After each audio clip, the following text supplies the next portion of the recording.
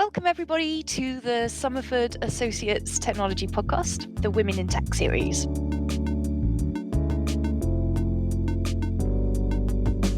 In this series, I'm interviewing leaders who identify as women in technology, and today it's the cybersecurity field. We'll get an insight into the challenges in our industry at the moment, but also at Somerford, we want to platform more diverse role models of people in this industry, so that people who are thinking of joining the industry might just see some examples of women or diverse groups who've made it. So today we'll be speaking to Deborah Saffer. Welcome, Deborah. Hello. Should I call you Debs or Deborah? Or? You can call me whatever you feel comfortable with. I get called multiple names, but Debs is fine. Cool. Okay. And you're the Deputy Chief Information Security Officer at Cushman Wakefield and advisory board member of Club Ceso, I believe. Is that right? That is correct. Well, welcome. It's really an honour to speak to you.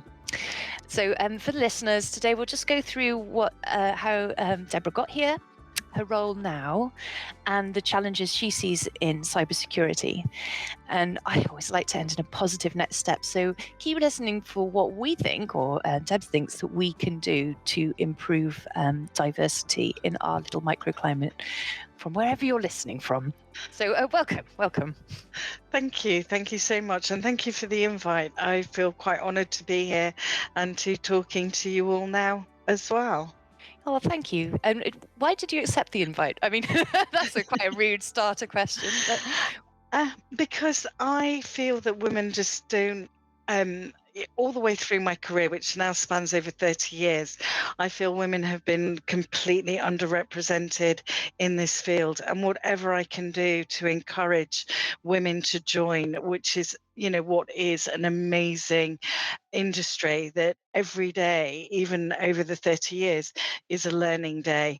And if I can just give people that encouragement to step up and, take on these kind of roles, I feel, that was the main reason why I wanted to do, and I feel it's important to do these kind of podcasts. Brilliant. Well, thank you. I think we're on the same page for sure. And actually, I wanted to, I started doing some of these podcasts where we talked about challenges of being a woman, but actually I thought, what's really powerful is when we talk about our work, almost ignoring the fact that we're women. And that can really display, the authority that we have and our experience.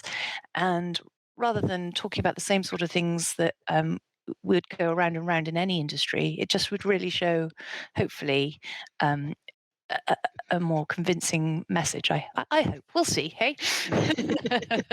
Absolutely. So how did you get to be Deputy CISO? Oh my gosh. As I said, it is a very long journey, and completely by accident.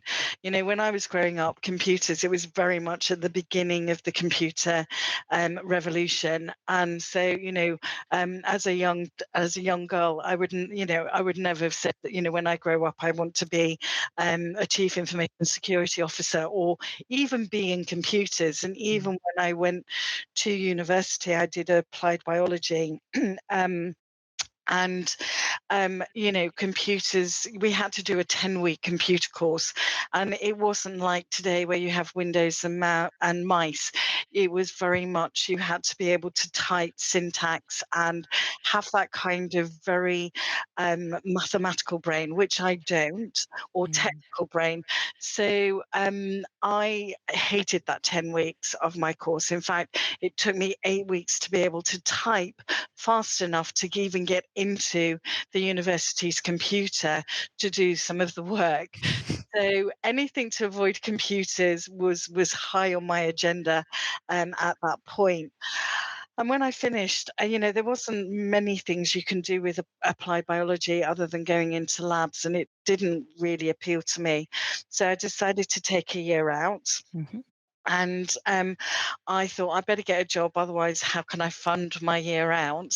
And I went down to the job centre, and there was a job advertised for, it was for 12 weeks, and it was for £25 a day. It was for a computer demonstrator, no experience needed. So we're talking 1984 here. Okay. So 25 quid a day was a lot of money. Yeah. And I thought, oh, well, there's nothing to lose. I don't want any experience. And, okay, as much as I hate computers, I'm going to give this a go. And all training was included. And I had a telephone interview. And when I turned up, it was for Apple computers. Ah. I know. This is when they were revolutionizing the personal computer in at home.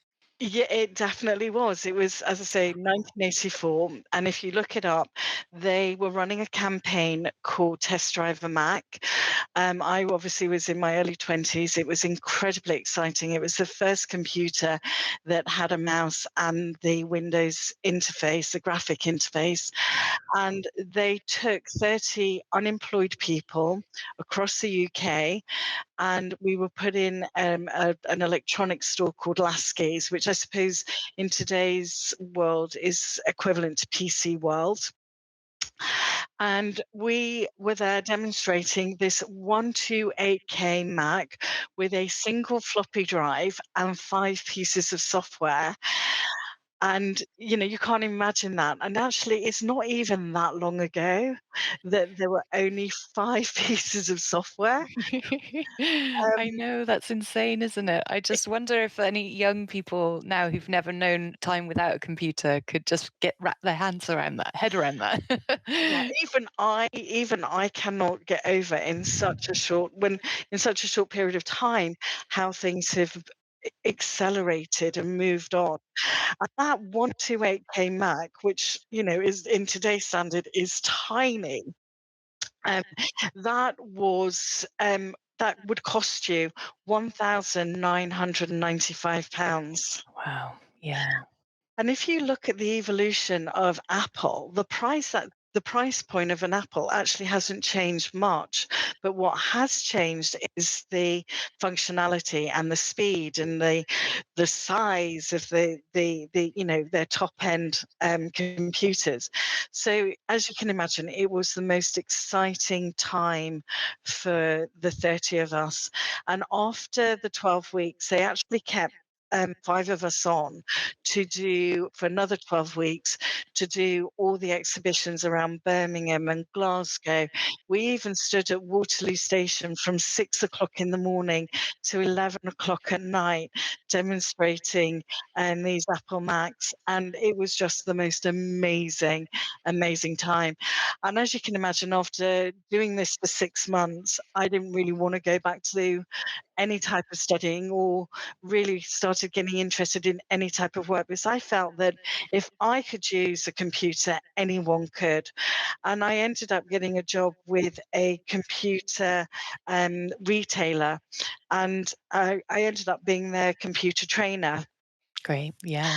um, because and the way I was selling it was, I really understand how you don't understand this, because I didn't either up until 6 months ago. I couldn't use it. In a week, in 5 days, I could all of a sudden write a letter, draw a picture, use a database, use Yeah, a spreadsheet. It yeah. was the most powerful thing that was out there. So I did that for 13 years as a freelance. I ended up being a freelance software trainer while I had 3 children Mhm. and was bringing them up. And I needed that flexibility. And it just worked really, really well. And then it got to the point at the end of that 13 years where I was finding it, kids were now learning computers at school. The need for that basic software training was starting to come to an end. And I just felt I needed what I would call a proper job in inverted commas, because as a trainer, everything you do is made up. You're making up spreadsheets, you're making up letters, you're making up documents. And I've never really had, in inverted commas, that proper job where the spreadsheet actually meant something or that report was going somewhere. So I was really lucky to get an opportunity. And again, it was only meant to be for 3 months, working for what was then the Halifax bank. And I was just backfilling on their help desk. And in the end, um, I ended up being there on 18 years continuous service. So from a 3-month contract, and I always likened it Spiraled out to of control, that one. it did, but I always likened the Halifax to the Hotel California. It was a lovely place, but you could never leave. Yes. And for those who are not Eagles fans, it was a very famous song, the Hotel California, and definitely worth a listen to. Oh, for sure. We could sing it, but let's edit that bit out. Yeah. Let's No, not do that. Actually, no. Okay, definitely cool. not. So you built up from the help desk then, from training computers and really understanding the end user's needs with them, then to be helping people. What did Halifax do for computers back then? Did there wouldn't be was there online banking then or It was the start of online banking. They ah were just starting to roll out. They had just rolled out back in 90.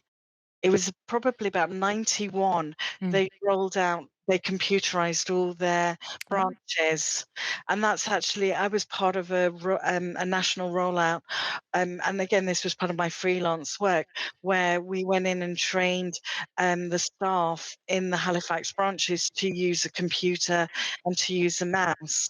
yeah. And so that was back in probably about 90, actually maybe a bit later, probably about 95. And then in 97, I got offered this 3-month contract with them. Cool. Yeah. And as I say, I ended up staying there for 18 years. And the primary reason for that is, you can imagine Halifax, now HBOS, was a huge, 80,000 people bank with lots of divisions, lots of places where you can go and grow. Mm, And every time I felt that I was ready to move on to a new job, another division or another department came and said, "Look, if you don't leave, we've got this job. Do you want to do it?" And I'm like, "Yeah, for sure." why And not? yeah, absolutely. And so I started on the help desk, ended up doing business continuity, well, doing disaster recovery. Mm, And this again was pre 9/11. Um, and where disaster recovery and business continuity weren't so well recognized as they are today. And again, I was really lucky because I feel like I've been at the beginning of a lot of revolutions, if mini revolutions, in the computer industry, in disaster recovery, business continuity, resilience, and now in information security. So I just feel I've sort of grown with each of these areas. trends in the industry. Yeah. Were you fighting against closed doors almost with disaster recovery at the beginning? Were Oh, people not understanding the reasons for it? yeah, very much so. So the Halifax had what they call a dark site, so a massive warehouse that was literally there for disaster recovery. So every month we would invite a different business department to come in and test, and it was about a good 12, 20 miles away from their head offices. Mm. And the businesses would often decline, and it was almost like a begging them to come and, Please check, check. your data has been recovered. And, we did eventually get them to come in, but 9/11, without any question, was a pivotal moment, that it was a massive wake-up call for a lot of particularly financial institutions, that they had to not just have the facilities, but to test them and Yeah. to make sure they were resilient. And it wasn't just about technology. I think they started realizing it's about people Mm. as well. And that was when soon after 9/11, I moved into business continuity and the people side of it, and making sure that I was the business continuity manager for the whole of group technology, and the group technology was 2,500 people in Mm. HBOS at the time, which was 110 teams. Wow. So it was a lot of, and they were all over the country. And I was a bit of a one-man band, literally going and talking to people right across, all the teams. And when I started, only 10 of those teams had business continuity plans in place. Within 3 years, every single team, all 110, had business continuity in plans. And I made sure they were tested regularly. Yeah, yeah. And is when it comes to business continuity, I understand the technology continuity. Is it more about who has the keys and who has the processes in their head? What is it? What is it about then? Yeah. So Yeah. business continuity is all about the people and process, and Okay. disaster recovery is all about the IT. Yeah. But Yeah. the business need to take, what I was trying to get over is that the business needs to take responsibility for their processes and their people. So business continuity is all about making sure you don't have single person dependencies. Mm. Processes can switch maybe from electronic to paper or to another way, particularly critical processes. So business continuity gives an opportunity for those business units to understand what is actually critical to them, and Mm. that not everything needs to be recovered within the first hour or 15 minutes. Yeah. Things can, there are processes that they do that can wait a week, or if it's, an end of month process, if the crisis has happened at the beginning of a month, they've got 3-4 weeks till they have to invoke that process. So Mhm. it's just documenting that timeline of when things need to be recovered. But Yeah. but it's also talking to the IT department to say, look, these IT systems are critical to us. We need them recovered within, we can't lose more than 10 minutes worth of data, Yeah. or we need them up and running within an hour. Yeah. So it then gives IT an opportunity to then make sure that they've got their recovery process right as well. So it's a very much a dovetail process. You must have a very good capacity for understanding big picture and people within those networks and things. Yeah, you do. And it was really interesting because, quite often I will get asked, how did you manage to persuade everyone to get on board? And, you have to do I always call it a two-pronged approach. You have to talk to the senior managers. The key thing is you have to get them on board. You've got to Mm. convince them it is the right thing to do, but also work really closely with the rest of that department, that team, at a much lower level, because at the end of the day, they're the ones that are going to have to do a lot of the, in inverted commas, grunt work. So by getting the top layer, on that journey with you, and being very respectful and talking and working with the bottom, the sort of more junior members of a team, you're building it so that you've got that understanding of what they're doing day to day, but you've also got that strategic view from the senior members of that department or that team. Good tip for any change management. Listeners, write it down. How did you get from business continuity then in HBOS or Halifax through Yeah. to information security now? Yeah. So what happened was, this was one of my, been there 3 years, felt I've done as much as I could, Hmm. and dusting off my CV yet again. And I got approached by Insight Investment, which were the investors for HBOS, and they were based in London, and their head of compliance. We were just chatting, and he turned around and I said, "Oh, I'm just looking. I'm ready to move on. I've been with HBOS now over 10 years. I've, ready to move on to my next challenge." And he said, "Oh, are you really thinking of leaving?" And I'm going, "Yeah." So he said, "Well, funnily enough, we've got a job vacancy. Would you be interested?" So I said, "Well, what is it?" So he said, "Well, it's business continuity, but we also need someone who knows information security." So I said, "Well, Mm, I know a little bit about it, but remember, again, this was, the early 2000s, and the information age was just really taking off, but internet banking was becoming quite a big thing at that time.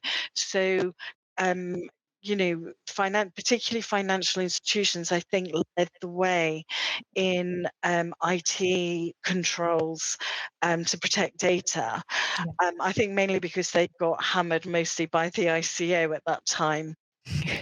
Well, and whether it was forced on them or not, I'm glad Yeah, they did it because it's a lot so of am money. I.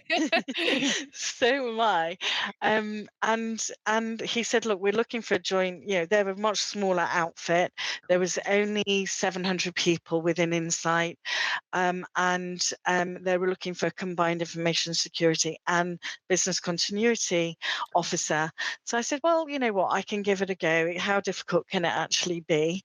And I went down to London for an interview, and that was in the November, and I started in January 2006. Wow. And yeah, it was amazing. They gave me the room to learn. Yeah. They gave me the opportunity to grow. They supported my lack of knowledge. I also got a lot of support from our central information security team. So the Yes. HBOS had a sort of centralized model, and their information security team, helped me with the guidelines and policy, and what we needed to do. Yeah, that makes sense. But you know what? That's interesting from a woman perspective because I've read that people sometimes, talk themselves out of going for jobs if they haven't got like all of the things ticked. And that's the sort of women way to do it. And the sort of more male way to do it is to go, you know what, I got 10%, I'll give it a go, or something like that. I mean, typically, so it's good to know that like if you have like you've obviously had the business continuity nailed, then you had the potential for the IS, you were aware of it, and you could do it. So go for it. I think had I been applying externally, I think I would have been your first example. Would you? Yeah, Oh, because I think when you go for, I think what gave me encouragement to do it was the fact that it was people I knew, it was mm, people I had worked with, in the broader sense. We weren't working day to day with these guys, but they knew who I was, they yeah. knew my reputation, and that I potentially had the ability to do it. I think if I saw that job advertised, I think without them knowing what I could do, I think I would have found it quite hard to convince them that I could do it. And Mm, interestingly enough, I have been approached to apply for other roles, and one of them, I got rejected because they said I didn't have enough man management experience or managing a team. And I thought, that is the most bizarre knockback for any job. And they wanted someone who had managed a team of 50 people. Now, I'm managing a team at the moment of over 20, and this is a global team. The one that I got rejected for is a national team. I'm dealing with Australia. time zones. Yeah, I've I've I've even employed people in Hungary at the moment that I've never even met. It's all Yeah. been over Zoom. It's mad, So isn't it? Yeah, yeah, that's a bit crazy. So I think what one could learn from that is that as long as you get your foot in a door in any role into a company and you can show yourself as capable, yeah, it's easier to apply from within once you're already in some sort of role. absolutely. And I would recommend that. I think, it gives people an opportunity to try before they buy almost. Yes. And the other way, and this one actually is crucial for anyone starting out, is build up your network, Mm. because reach out to people, go to industry events, because a lot of opportunities have come my way through those events, through people hearing me, having those discussions. So I might not have worked with them, but they've had an interaction with you. Mm. And I cannot stress that one enough. Whatever industry events you're invited to, just however shy you are, just bite the bullet, just go, because it is the most amazing way of getting recommendations and finding those fantastic opportunities. Cool. So how did you move from IS and BC through to, was it next step into your deputy CISO role now? No, no, there was another there was another step. So I'd stayed at Insight for just shy of 10 years, Mm-hmm. and they were, as I said, were amazing. And They sound good.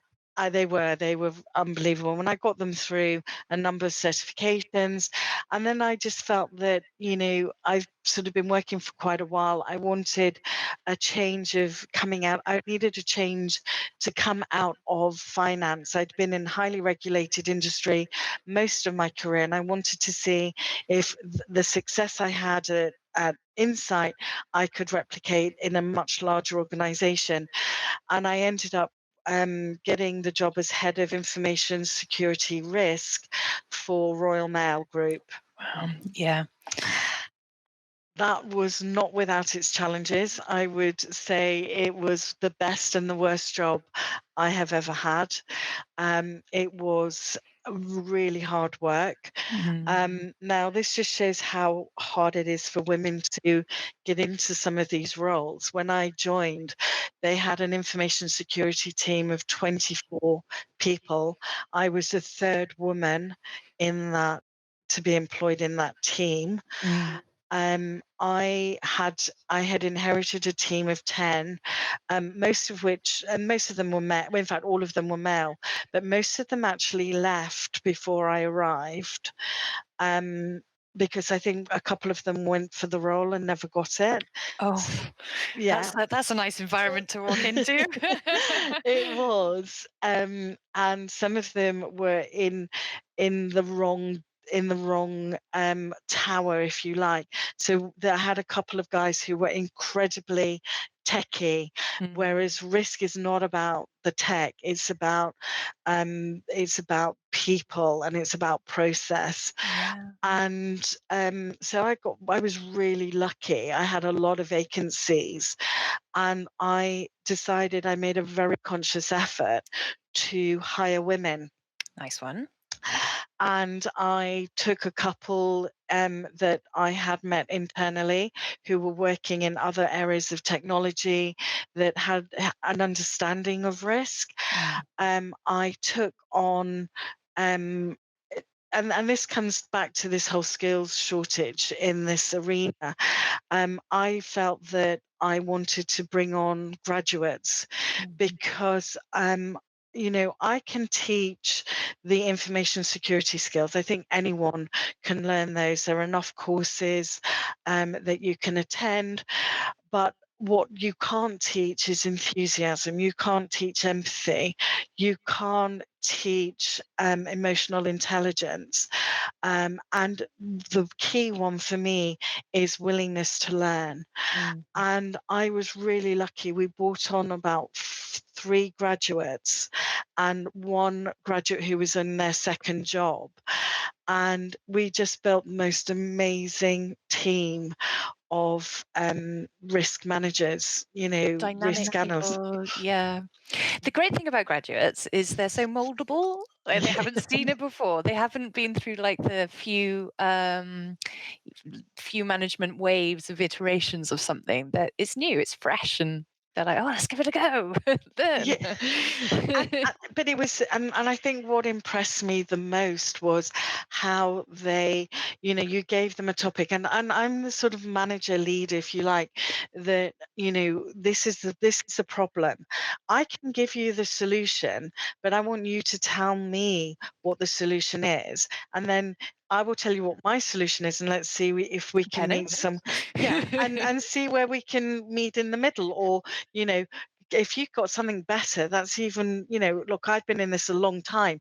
I don't know every new technology. I don't know everything. So it's great to have that fresh pair of eyes.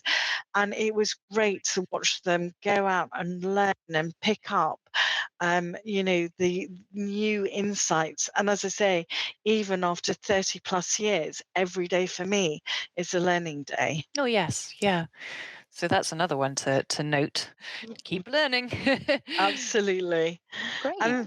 And I was at Royal Mail for 3.5 years, and there were two main reasons that I left. One, as a leader, I had two incredible direct reports, both of which were both ready to move into that leadership role. And if I hadn't moved on, they would have. And I Mhm. do think that as a leader, part of your job is to train people up beneath you to take over from you. So is to do yourself out of a job.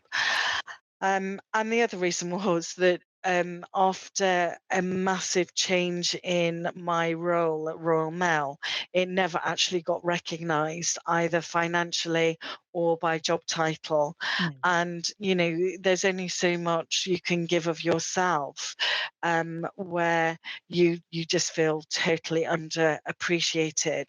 And you find that people don't leave because they really want to leave. It's because of, it could be they leave a company, they don't leave people. Mhm. They will never leave good people.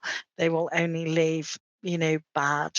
So it was a very hard decision because that team um, were, for me, the most extraordinary team I have ever worked with. But this opportunity did arise at Cushman and Wakefield, where I am now. Mhm. And I was taken on as their head of EMEA, that's Europe, Middle East, and Africa. Mhm. And it was a global role, again, in an industry I knew nothing about. Mhm. They are a commercial real estate company. Um, though most people think they are lawyers, they're not. Um, but it has been a real baptism of fire because this is probably the most unregulated industry I have been in. Working globally is not without its challenges. I have one guy who works in Australia. I have team members in America, but it's not just the East Coast, it's Central America. So time differences Yeah. are quite punishing at times. It can be. They can go two ways. It's because, like, if you're working almost around the clock, it merges massively into your life, obviously. But then on the flip side, because everyone's lives are merged, having children in your life is not such a it's not a taboo at all. It's like, well, I have lunch, I do the pickup, and then I'm working until 8 or 9. How late do you have to speak to an Australian? Quite late, actually, isn't it? Yeah, it's so they tend to, they're great actually, because they do come online at 6 in the morning their time, but that's 9 o'clock my time. Yeah. But for the Americas, that's sort of midday for them. Hmm. So this week has I think my meetings have finished about 10:30. And I know the next 3 weeks I've got a lot of late night meetings, but Mm. there is peaks and troughs. Yeah. There are nights where I don't have to be on a call, or quite often, if some of the calls are really late, my guy in Australia will pick it up. Mm. Or the guys in America will pick it up, and then we have a debrief the next day, which works quite well. So it's not all doom and gloom. It is quite an exciting. It's a really exciting role. Yeah. I ended up being. I got offered the deputy CISO role, um, 8 months after I started, and that was mainly because they were moving into this global model rather than regional. Mhm. And I was, they asked me to help put together the global team. And going back to my comment very early on in our interview, I've built up a team in Budapest without even meeting them. It's all been, and that was right at the beginning of the pandemic. And they are a most amazing team. And I can't wait to travel to actually say hello and meet them. Yeah, I've got a few new team members in my team who I haven't met in person, and I'm like, I know what you're like in screen. I know what your living room looks like, Yeah. and we talk loads. I haven't seen you face to face yet. It's so strange. It is so weird. So, so weird. But so actually, this role, you're like the team builder, the person side of the CISO role in a way. Is that where you major? Yeah, and my boss, who's a global CISO, he's very technical, and I think it was recognised. I'm much more of the people and process. I mean, to be honest, I still have, I can understand the tech, and Mhm, I understand what good looks like, and I understand what good controls are, but I am not the techie in mhm. the team. It's really powerful though, to be able to keep to that high level, of, the understanding why you're doing it and what good looks like. 'Cause, it's tempting if you're technical to delve into the rabbit warren, and it's very hard then to step back. So it's quite useful. If you don't want to go into that rabbit warren, no way. No, I have managed to avoid it as I say, for the past 30 years. I'm not going to go back. No. I'm not going to go down that rabbit hole. And funnily enough, I actually, I manage we have three pillars in our global team. We have data and client and colleague data team, which I manage, and we have the security architects, and I manage them as well. And I got them in December because their original leader left. But it was really funny. I said, "Are you sure you want me to manage the tech guys?" And my boss goes, "Absolutely." He said, "It will do you really good. It will do you the world of good because it will raise your knowledge, but it also will be really good for them because they're not very good at translating what they do so that the business can actually understand it." Yeah. And so and it's worked really well. So quite often they will produce a document and they will send it to me first, and I will just tone down technical language, Mm. and they go back, "Oh yeah, that really makes sense." And it's a really good partnership. Yeah, that's good. The dream team. It is. So, what do you reckon, as in the cybersecurity, information security world, what's the main challenges at the moment for you guys? So I think there's a couple. I think there's definitely there's still the people shortage. Hmm. I think finding good people really who either really understands it or really is willing to learn. I Hmm. think there's still a massive gap there. I think it's getting better as more and more people see this as a potential career. Hmm. And I think the other one is, I think the whole working from home has not been without its challenges. And I think going back to work and going back to offices is also going to be difficult for Hmm. quite a lot of people, especially when you are working in different time zones. But everyone's now talking about, hybrid working. And I think from a security perspective, that is quite a tough challenge as well, making sure everyone is safe Yeah, um, online, whether it's from home or in an office. yeah.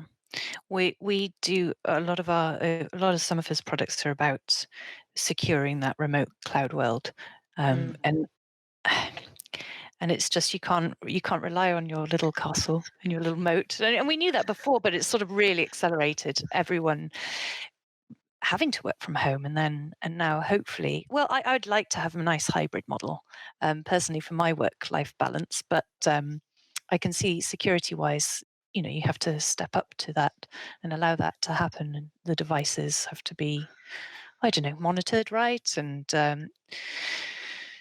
yeah, new security challenges, basically. Definitely, definitely, definitely. Well, that makes sense. So, if you were going to talk to some mythical listener, we do get listeners, by the way, so that's a good thing. Listen, I'm fine about that. I'm fine just talking to you. That's fine. Okay. What do you reckon in your what would you think is the best thing to help with diversity then, that people can take from your experience?